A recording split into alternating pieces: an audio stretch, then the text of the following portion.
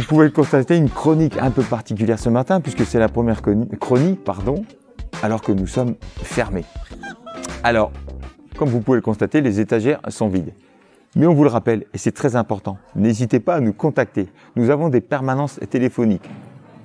Tous autant qu'on est, c'est-à-dire tous les collègues de la médiathèque. Donc, vous pouvez contacter les services jeunesse, services adultes, services musique et cinéma. Pourquoi je vous dis ça? Parce qu'en fait, est mis en place depuis la fermeture, surtout un click and collect. Ce n'est pas compliqué.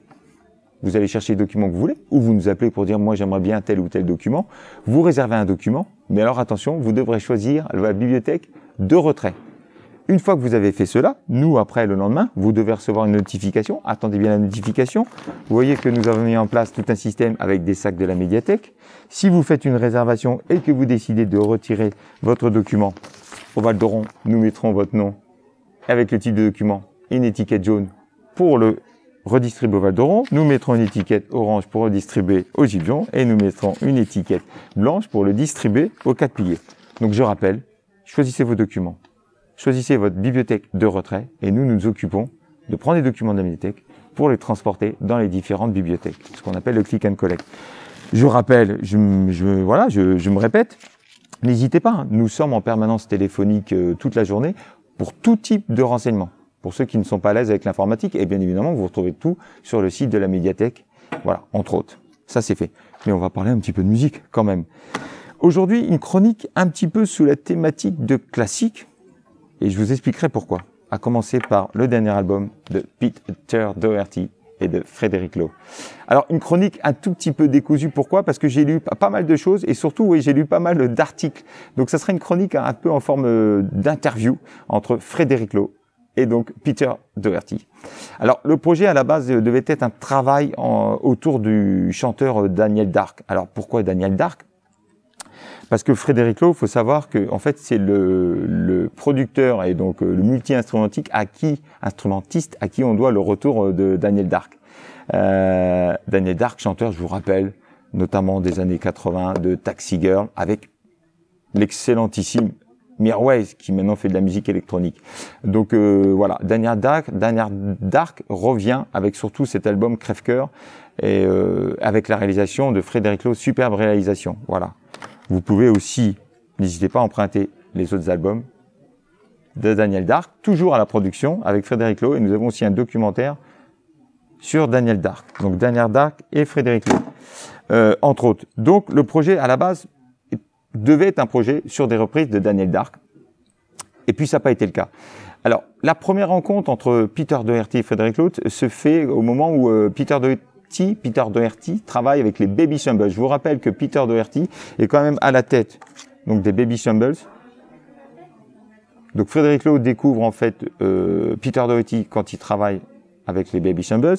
Mais je vous rappelle surtout que Peter Doherty, c'est surtout voilà, le chanteur voilà, à la tête du très connu The Libertines. Entre autres, voilà. Mais il dit qu'il n'aime ni l'un, ni l'autre, ni ces groupes-là, ni Baby Shambles, ni les Libertines. Lui, il découvre véritablement l'univers de Peter Doherty avec ses albums solo. C'est vrai qu'ils sont excellents. Donc, je vous montre quelques albums de Peter Doherty. Album solo. Autre album solo. Beaucoup plus acoustique, beaucoup plus folk. Ouais, beaucoup plus folk, entre autres. Et donc là, par contre, il est agréablement surpris par la poésie et par la voix de Peter Doherty. Alors, comment s'est fait vraiment le rapprochement entre les deux? Il faut savoir que Peter Doherty, en fait, est complètement coupé du monde en France, à Étretat, en Normandie. Il est un peu malade, il est surtout en sevrage. Il a même des problèmes d'articulation, tellement il est malade. Il faut savoir qu'il a vécu, il le dit lui-même, hein, plus de 20 ans à toucher toutes les drogues impossibles et inimaginables. Donc là, en fait, il est sobre, plus ou moins. Et comme il le dit, il est clean. Et donc, du coup, arrive, puisqu'en fait, Frédéric Lowe est aussi un grand amateur de Normandie. Et en fait, ils se rencontrent sur une île à Étretat. Et alors Federico, qui connaît un petit peu Peter Doherty, va à sa rencontre. Ça, c'est le côté un peu poétique de la rencontre. Et il lui propose justement de travailler autour de ce projet éventuel de Daniel Dark. Donc, alors Peter Doherty connaît un tout petit peu Daniel Dark, et pour l'histoire, ils se sont rencontrés dans un bar. Mais comme ils étaient sous tous les deux, voilà, l'histoire a tourné très court. Alors par contre, il lui joue en fait un titre qui s'appelle Inutile et hors d'usage. Donc on retrouve, pardon, excusez-moi, sur ce fameux album, Crève-cœur, et donc la production de Frédéric Lowe, qui est donc le grand retour de Daniel Dark. Donc Frédéric Lowe joue en acoustique Inutile et hors d'usage, et alors là, Peter Doherty tombe sur le charme de ce titre-là. Vous pouvez aller voir la vidéo d'ailleurs, parce que le titre n'est pas dans cet album. Donc la connexion s'est faite par ce biais-là. Sinon, l'album est conçu comme, alors comme je vous l'ai dit, dans un grand manoir à Étretat, une très forte émotion entre Frédéric Lowe et Peter Doherty. Frédéric Lowe a été touché par la sensibilité de Peter Doherty. Il dit que quand il chante, et d'ailleurs il chante avec ses tripes, il n'est pas exclu qu'il vous fasse pleurer. Et vous allez l'entendre, c'est assez juste. Frédéric Lowe pense que Peter Doherty est un être pur, qui ne triche pas, il ne fait jamais semblant. C'était une collaboration pour lui émotionnellement très forte. Alors, Peter Doherty a composé comme si c'était son dernier album. Il y a mis tout ce qu'il pouvait, tout ce qu'il avait. Il a rarement senti autant d'émotion à travailler sur un projet comme celui-là. Il y a mis toute son âme. Alors, il faut savoir que Peter Doherty est fan de pop musique et de pulp. Donc, le pulp, je vous rappelle, c'est à la tête de pulp qu'il y a donc Jarvis Cocker. Je vous en ai parlé la dernière fois. Pourquoi Jarvis Cocker et pulp? Pour la pop, et surtout pour la pop, mais la chanson française. Et c'est comme ça que Peter Doherty va aussi découvrir la chanson française. Alors, il découvre Françoise Hardy, comme Jarvis Cocker. Il découvre Dutronc, Brel, à travers aussi des vinyles qu'il achète dans son pays natal, l'Angleterre. Donc voilà. Il a même fait quelques reprises en acoustique, Peter Doherty, de certaines chansons françaises. Aime la littérature française. Il aime lire Le Monde dans ses falaises d'Étretat. Il aime beaucoup les artistes que lui a fait découvrir Frédéric Lowe, d'autres artistes moins connus. Il faut savoir que Frédéric Lowe est un passionné aussi donc de musique traditionnelle, de pop, de folk, mais aussi de musique classique. Et il aime bien se faire rencontrer ces deux mondes, involontairement. Il aime beaucoup aussi, Peter Doherty aime beaucoup les films noirs, les films muets, la littérature noire, d'où vient d'ailleurs ce titre, The Fantasy of Life and Poetry, Life of Poetry and Crime, qui fait donc référence, voilà, au film noir. Il dit qu'il en a dévoré des paquets. Je parle de Peter Doherty, bien évidemment. Il aime beaucoup les romanciers comme Maurice Leblanc, les anti-héros. Sûrement un peu comme lui. Alors, il aime et il adore son pays, faut pas l'oublier, mais qui est devenu pour lui aussi un endroit très dangereux. Donc, comme je vous disais, comme il a souvent pris des drogues dures, en fait, il s'est détaché de ce pays pour justement être clean. Voilà. Enregistré dans un endroit paisible, très loin des mauvaises fréquentations. Une fois encore, c'est lui qui le dit. Donc, justement, un album paisible, simplicité, élégance, c'est romantique, c'est symphonique. Donc c'est pop rock, c'est un peu folk classique, c'est tendre, il y a un échange et une vraie complicité entre les deux. Donc tous ces mots qui traduisent un ressenti tellement agréable dans la musique, pour moi c'est un grand album et c'est un album qui sera à mon avis un grand classique. Donc on commence tout de suite avec le premier, qui est aussi donc le titre de l'album, The Fantasy Life of Poetry and Crime, une mélodie incroyable.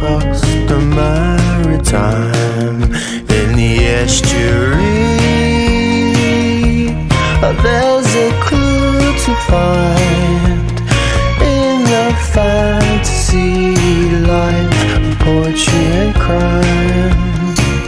Hold Normandy and Saint Maritime. Voilà, vous allez voir, tout l'album est dans cet état d'esprit, vraiment, c'est très beau. Alors, deuxième, moi j'ai mis waouh, parce que j'aime beaucoup cette mélodie. Donc le titre c'est The Epidemiologist, piano-voix. La classe. The best laid plans can oft go to fuckery, run down B&Bs, can turn to luxury. I wish that is wasted, still can be granted. Hope. Encore waouh, à vif, le cœur serré. Et comme dit le Frédéric Lowe, je vous l'ai dit tout à l'heure, Peter Doherty peut vous faire pleurer, peut-être avec The Ballad of et ses instruments avant. For men in a phone box, they're counting our best shots. The bounty's a sharecropper. Someone get chopped, someone get not jumped, someone get done jumped. And Jimmy's a Max's, the girls on a match. Un peu plus folk avec Yes, I Wear a Mask. Yes, I wear a mask, my friend, inside. Outside to hide all of my crimes. Take myself to task. Rock acoustique, Rock and Roll Alchemy, à la manière, moi je trouve, d'une intro très gainsbourgienne.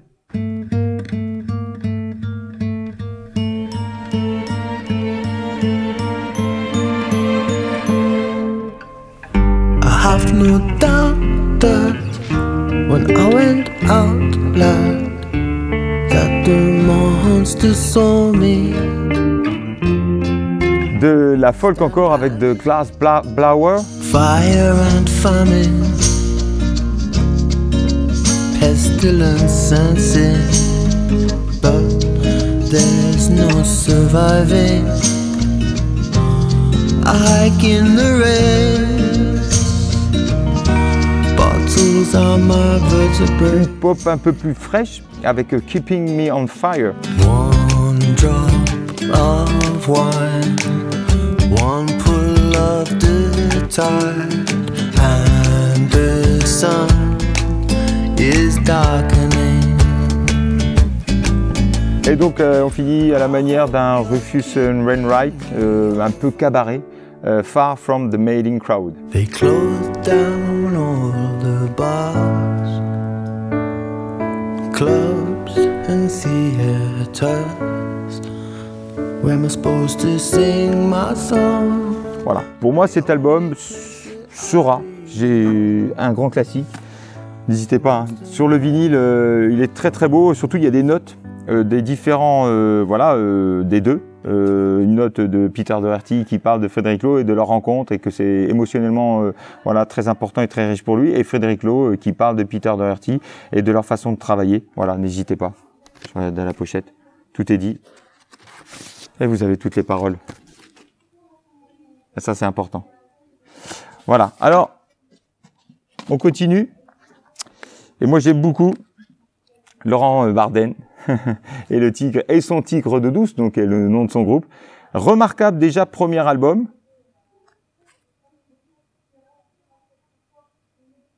Mais là, je pense qu'en effet, il pousse la machine, à mon avis, un petit peu plus loin, avec ce Hymne au soleil, deuxième album de Laurent Bardenne, qui est un touche-à-tout incroyable, multiplie les expériences, donc et les projets. C'est d'abord donc un saxophoniste français, il est breton. Il est d'abord saxophoniste dans le groupe Ponywax, peut-être que certains connaissent. Ponywax.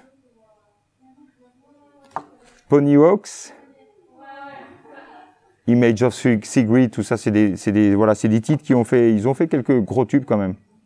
Voilà, Budapest aussi, souvenez-vous. Alors Ponywax, malheureusement, avec le regretté Nicolas Kerr qui était donc le leader, qui est décédé il y a peu de temps. Il avait fait un projet un peu drôle, un peu décalé avec Ariel Dombal, voilà, pour que ça intéresse. Il est donc Laurent Bardenne, je reprends, musicien créateur de Limousine. Limousine, nous aussi, on a un album qui est emprunté, ça c'est celui du Val d'Oron. C'est un groupe de pop, rock, mais assez atmosphérique, très intéressant. Voilà. Il est aussi à la tête du projet Lost, avec Camilla Jordana, qui aurait cru que les deux auraient pu se rencontrer. Et c'est tout un imaginaire, en fait. Si vous voyez un petit peu le logo, en fait, du nom du projet et du groupe, Lost, avec ce logo un peu labyrinthique, il faut savoir qu'en fait, il a imaginé trouver son chemin, c'est un peu la thématique de l'album, malgré la complexité de la quête. J'ai trouvé ça assez intéressant.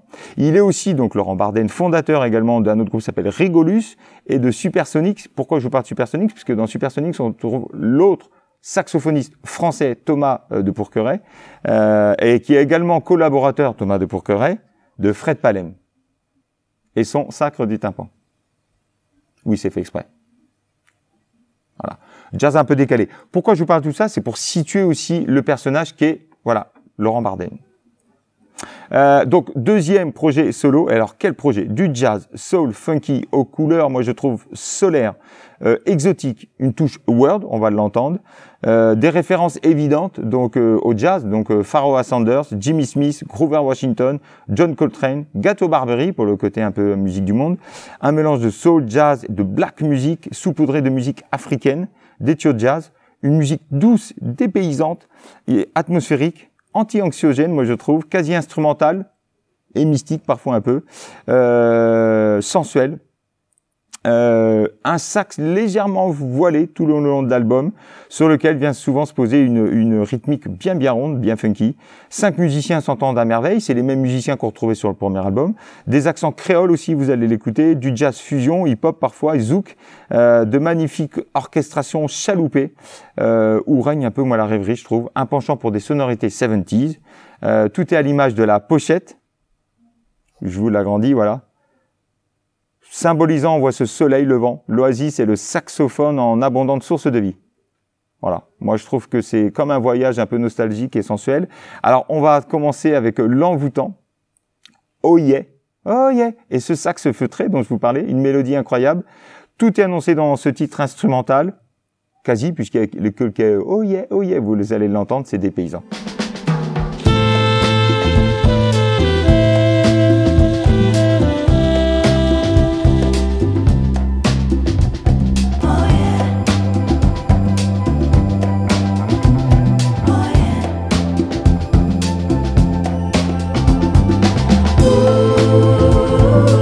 Alors, cette superbe mélodie est reprise, on passe directement à la dernière, par Bertrand Belin, qui a écrit donc le texte et chanté ce texte, à l'image d'un bachoum, on va l'entendre véritablement.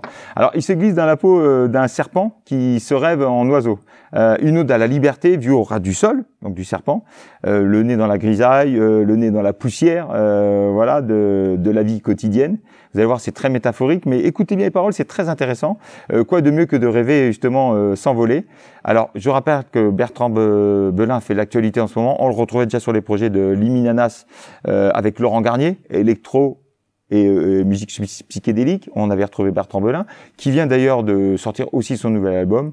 On écoute la fameuse reprise du premier titre, mais là cette fois-ci écrit et chanté par Bertrand Belin. Si j'étais un oiseau, je survolerais les villes, je survolerais les campagnes, les parkings, d'autres parkings, des monuments. Alors, la vie, c'est le titre, hein. Composition, moi je trouve mystique avec un orgue magistral et une basse bien ronde, plus funky, voilà, plus fougueux.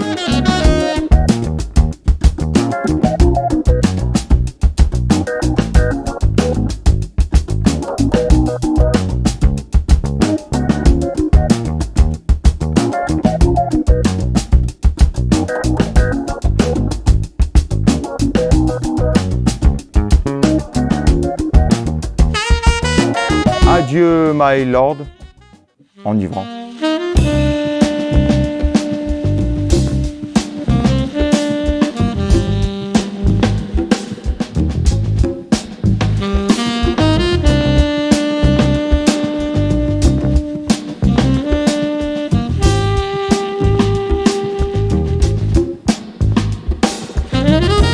Jazz groovy plutôt sur la 2 et plutôt funky, voilà, et plus syncopé, plus fougueux sur Destination Danger, pardon.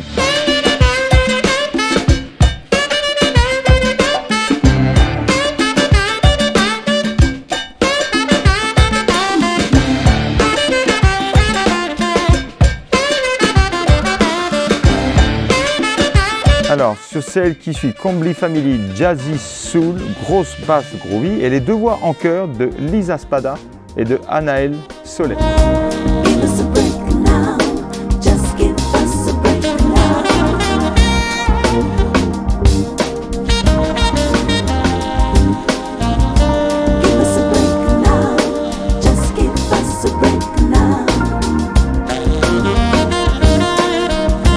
Alors, j'ai lu que celle qui suit, moi j'aime assez la chanson un peu enfantine, pour certains dispensable.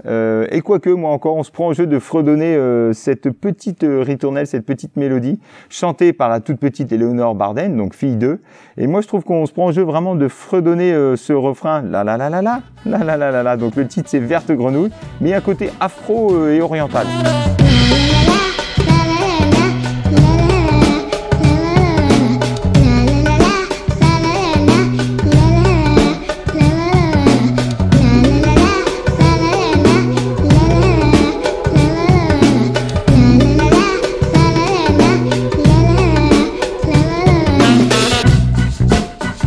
Alors, une autre invitée joue en nous rivé avec donc la Guadeloupéenne Célia Wa, je pense qu'il faut dire comme ça, accent créole, vous allez l'entendre, assez parfumé. Joue en nous rivé, mille à l'aise poissonné, côté pouton nous j'avais une plaisir.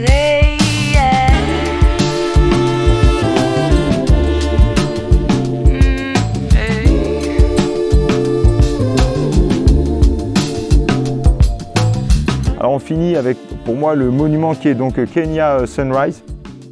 Belle rencontre du jazz et de l'Afrique avec des percussions envoûtantes, vous allez l'entendre, hypnotisantes. On écoute.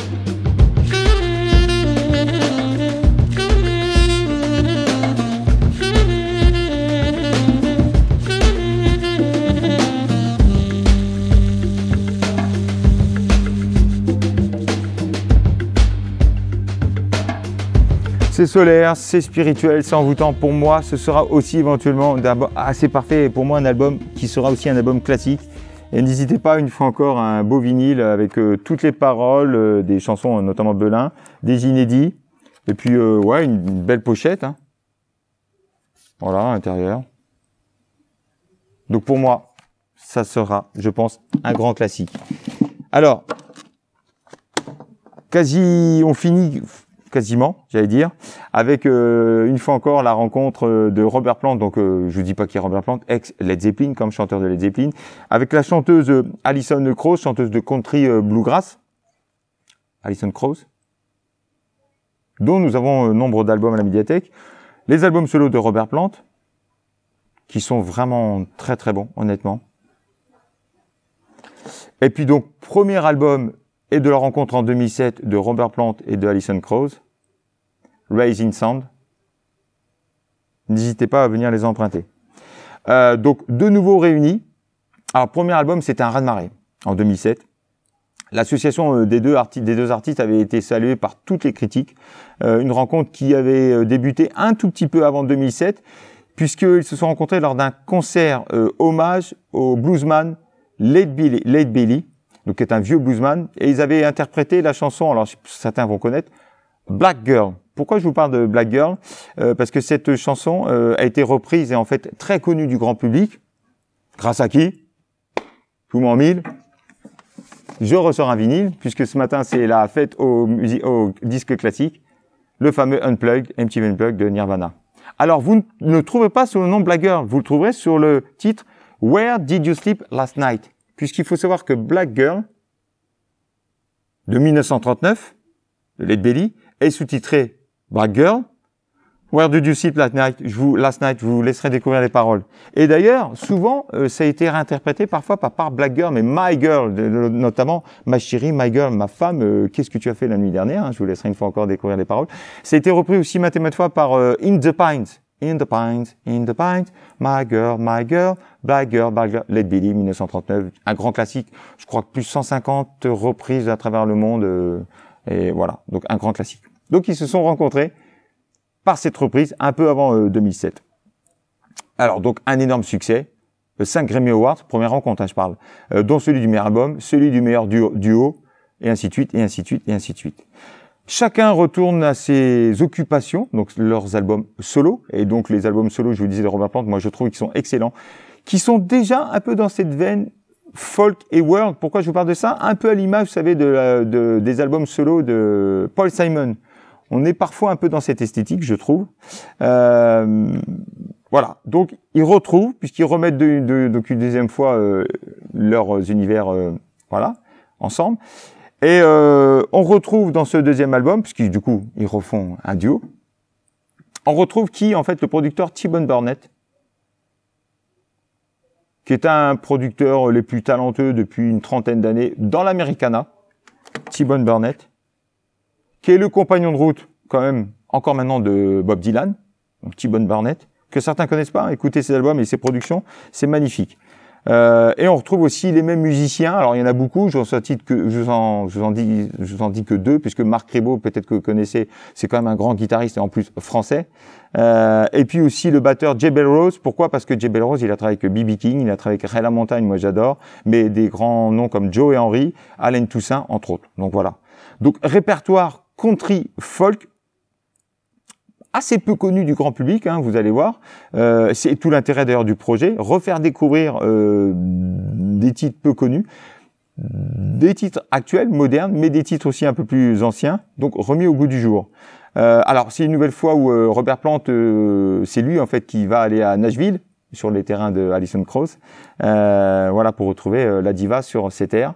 Alors certains vont dire que oui, il y a moins l'effet de surprise que sur le premier album, mais bon, moi je trouve que les deux sont tout aussi intéressants et je trouve que c'est assez inutile de éventuellement comparer les deux. Alors certes, sur celui-ci, il y a un son peut-être un peu plus clair, un peu plus percutant. Le premier était un peu plus en dedans, plus étouffé, mais c'est toujours chaleureux. Il y a toujours une grâce et une atmosphère vraiment magnifique. Donc voilà, alors on débute avec le morceau et une reprise du groupe Calexico et qui s'appelle, qu'on retrouve sur cet album, qui s'appelle donc Quattro, en apesanteur, magnifique.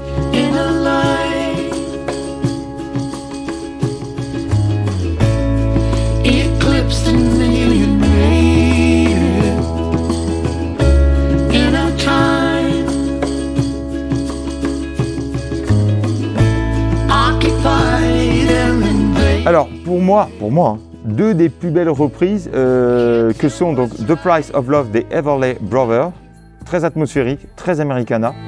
You talk too much, you laugh too loud, you see her face in every crowd.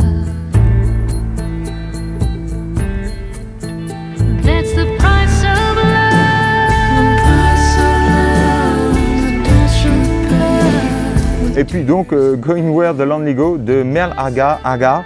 Mélancolique, country folk avec pédale style. Je vous le dis juste avant d'oublier, nous n'avons pas d'album de Merle Haggard, par contre nous avons un tribute to Merle Haggard, qui est un grand nom pourtant de la country, et là en fait il y a des plus grands noms qui ont voilà, repris ses plus grands standards, une reprise de Merle Haggard. I've got to keep going.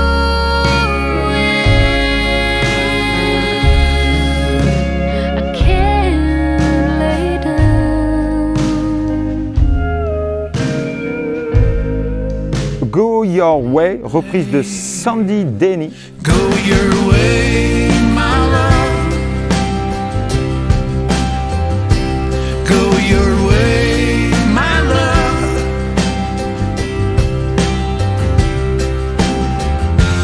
As I sit mending your clothes. Le magnifique travail de production sur celle qui suit, Trouble with My Lover. Sometimes I get lonesome. Sometimes I get a little blue. He's got me walking around in circles and I don't know. Lorgne un tout petit peu du côté de la soul avec Searching for My Love. Searching, searching for my baby. Yes, I am. Searching, searching for my baby. Yes, I am. Searching, searching for my baby. Magnifique reprise de Bert Jones, I Don't Bother Me. Be exposed in all my strife. You gaze upon my troubled life. Un peu de blues, forcément bluegrass, style Appalache, hein, avec Alison Krauss, qui retrouve d'ailleurs son instrument de fétiche, un instrument de prédilection qui est donc le violon, sur You Tell Me to the Wrong.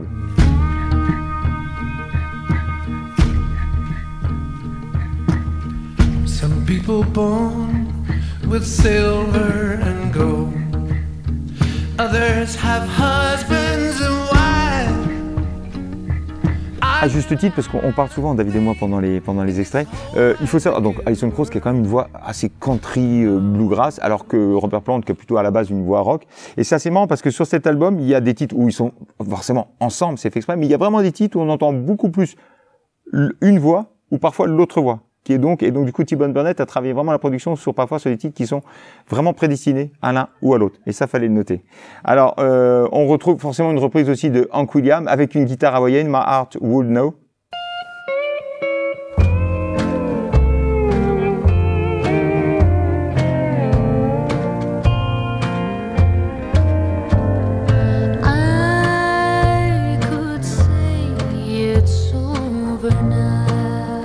Et donc la seule création, production, qui donc n'est pas une reprise, un peu plus électrique, qui est donc High and Lonesome.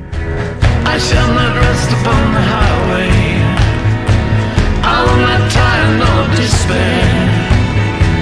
I shall conspire, I will be there. Voilà. Une fois encore, pour moi sûrement un classique, de très très belles ballades. Alors je l'ai fait exprès un peu en me disant ce sera sûrement 3 albums classiques. Je n'en sais rien, on verra, c'est l'avenir qui nous le dira. Mais par contre, j'ai voulu justement me dire bah tiens, présentons aussi pour moi 2 albums qui étaient 2 albums classiques, à commenter par exemple par My God Brain, qui est le 3e album de Funkadelic. Funkadelic, c'est un des projets de George Clinton. Il y a eu Funkadelic et Parliament. Pourquoi je vous présente cet album, qui est pour moi un grand album, un album culte, un classique, on va dire ça comme ça. Il faut savoir que au départ, quand George Clinton et Funkadelic sont en studio, Jimi Hendrix vient de mourir. 1970, Jimi Hendrix, je vous rappelle, mort à 27 ans, qui fait partie du 27 ans, mort à Club des 27, mort en 1970. Au moment où il meurt, donc ils sont en train d'enregistrer cet album, et Clinton dit à Eddie Hazel, puisque c'est aussi tout l'intérêt de cet album, je vais vous parler du guitariste Eddie Hazel, il dit bah un grand guitariste vient de mourir. Donc il associe la mort, il dit imagine et joue moi quelque chose, comme si on venait de te dire que ta mère venait de mourir. Il associe la mort de Jimi Hendrix à la mort de la mère éventuelle de Eddie Hazel, et puis que tout d'un coup on va te dire mais en fait c'est pas vrai. Donc pour que émotionnellement Eddie Hazel se mette dans cet état d'esprit. Et alors je vous dis ça parce que My God Brain, alors Brain le cerveau, My God Asticot, parce que Eddie Hazel était surnommé le petit Asticot, va nous faire un solo de guitare qui restera dans les mémoires. Pourquoi? Parce que c'est à partir de ce moment-là on va parler aussi de metal funk. Véritablement. Donc il a inspiré aussi au niveau de son jeu, de son son et de ce style-là, il va inspirer les Red Hot Chili Peppers avec John Frusciante qui viennent de sortir un nouvel album, la formation de base. Il va inspirer les Rage Against the Machine, il va inspirer Lenny Kravitz, tous ces gens qui gravitent autour de la fusion du funk et du rock. Voilà pourquoi je vous parle de ça. Donc c'est un grand moment et un grand solo qu'on retrouve dans My God Brain, et on écoute forcément un extrait de ce solo.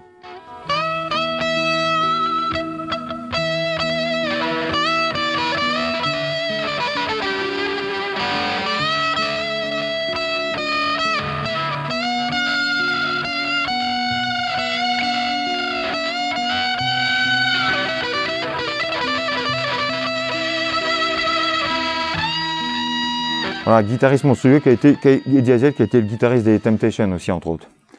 Un autre grand classique pour moi, alors il y en a eu plusieurs chez Can. Alors pourquoi je vous parle de Can? Certains connaissent peut-être pas, il y a un grand album qui s'appelle Tagomago. Mais moi je pense que celui-ci est véritablement le grand classique de Can. Alors il faut savoir que Can, c'est le symbole par excellence du krautrock. Vous allez me dire qu'est-ce que c'est que le krautrock? Parce que des fois on utilise des termes, le krautrock c'est vraiment un terme qui existe, un genre musical qui existe. Il faut savoir que le terme, en fait, à la base, c'est un dérivé de sauerkraut. En fait, kraut, c'est plus ou moins la choucroute. Ce titre, sauerkraut, est un titre de Hammond, qui fait aussi partie du krautrock. C'est un style et en fait un mot qui a été inventé par la presse anglaise. C'est pas un style qui a été inventé par les Allemands, parce qu'en fait, le krautrock, c'est essentiellement musique. Du coup, on va dire associée à musique progressive, psychédélique, expérimentale, allemand de la fin des années 60-70. Et c'est vrai que c'est un style à part entière, le krautrock. Donc terme, voilà, mis en place par la presse anglaise. Et donc du coup, moi je trouve que cet album est une vraie référence de krautrock, au même titre que Tangerine Dream, Neu, Close Shoot, Popol Vuh, et donc Can, qui est un grand représentatif de ce style-là. On écoute un extrait.